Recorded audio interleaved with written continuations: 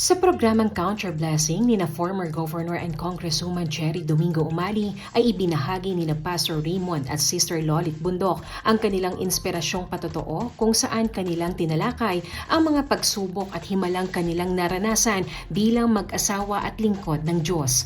Ayon kay Pastor Raymond, dumaan sila sa matinding problemang pinansyal at mga hamon sa ministeryo, ngunit nanatili silang matatag dahil sa kanilang pagtitiwala sa Panginoon. Hindi po naging madali para sa aming mag-asawa na lagpasan yan.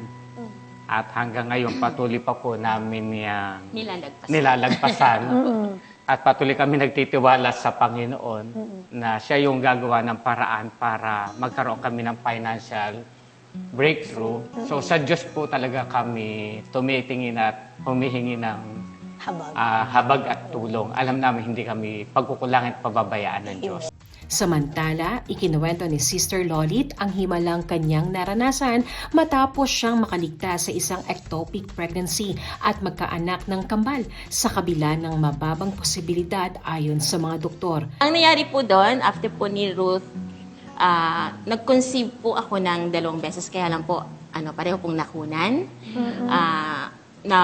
Yung pong left fallopian tube ko po is nakat na. Sabihin po, wala na po kaming chance na magkaroon po ng another child. Pero ang miracle po talaga ni Lord doon, nung pong isa na lang po yung fallopian tube ko po, doon po ako nag-conceive ng twins. Binigyang diin din niya ang kahalagahan ng pagiging matatag bilang asawa, ina at pastor's wife sa gitna ng mga pagsubok. Hinikayat ng mag-asawa ang mga manonood na huwag mawala ng pag-asa, patuloy na panghawakan ng salita ng Diyos at matutong maghintay sa tamang panahon ng Panginoon. Anila, ang pananampalataya, pagtsatsaga at pagtitiwala sa Diyos ang naging susi upang malampasan nila ang bawat hamon sa buhay. Sa lahat ng mga viewers natin ngayon, ay patuloy lang tayo magtiwala sa Diyos. Kasama si Elsa Navalio, Shane Tolentino para sa Balitang Unang Sigaw.